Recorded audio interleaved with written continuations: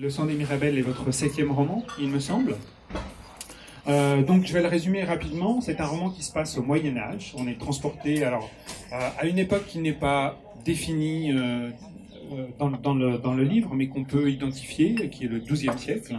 Vous nous direz ensuite pourquoi cette période-là particulièrement. Et c'est un roman qui est un roman d'aventure, qui est un roman presque de chevalerie parfois, qui a pour héroïne principale 2 jeunes femmes, une qui s'appelle Éléonore, qui est blonde et qu'on compare à une salamandre, c'est-à-dire c'est une femme de feu, et puis sa jeune sœur qui s'appelle Adélaïde, qui a 13 ans, donc Éléonore elle a 16-17 ans au moment du roman, du début du roman, et Adélaïde elle a 13-14 ans, et c'est une jeune femme qui elle est rousse et qu'on compare à une abeille qui est très vive et qui est passionnée de connaissances. Depuis toute petite, j'ai toujours voulu écrire.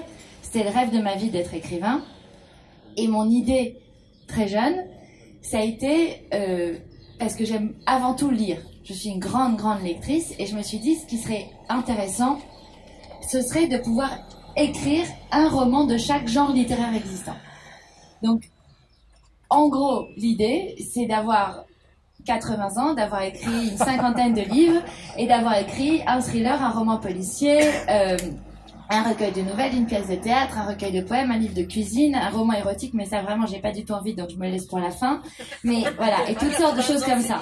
Je savais que je voulais écrire un roman historique, je savais quelle tournure je voulais qu'il prenne, et je savais que ça allait être au XIIe siècle. Donc j'ai commencé mes recherches à ce moment-là, et j'ai lu tout ce que je pouvais lire. Alors, j'ai lu très peu de romans contemporains qui traitent du sujet, mais j'ai lu beaucoup de thèses et de romans écrits par des historiens sur des sujets précis comme les femmes dans l'Occident chrétien entre 1100 machin et ce genre de choses, des livres aux titres qui sont pas les plus glamour du monde, voilà, ou l'alimentation dans la France du Nord enfin tout ce genre de trucs. Donc est-ce qu'on mangeait des carottes ou pas, est-ce qu'elles étaient blanches, est-ce qu'elles étaient oranges, qu'est-ce qui est arrivé avec les carottes oranges, enfin tout ça j'ai lu.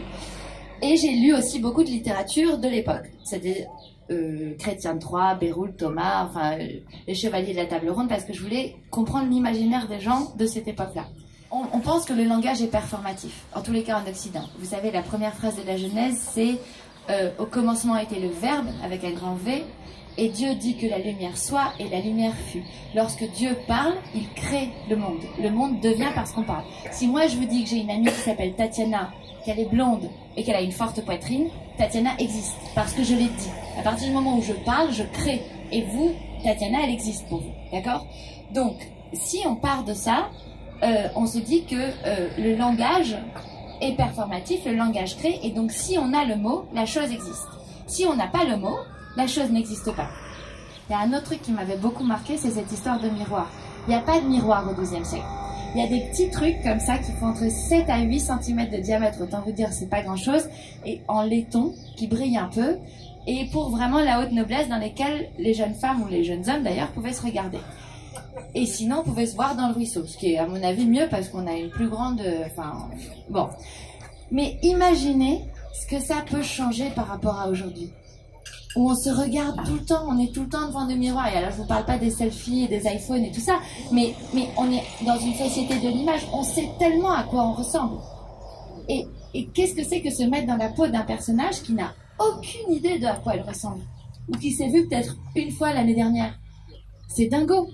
C'est très... Enfin, je veux dire, c'est vraiment... Donc parfois, il suffit juste de s'accrocher à la langue, à la grammaire, ou de s'accrocher à des objets du quotidien et se dire on ne peut pas avoir la même mentalité. C'est pas possible de voir le monde de la même façon quand on ne sait pas à quoi on ressemble.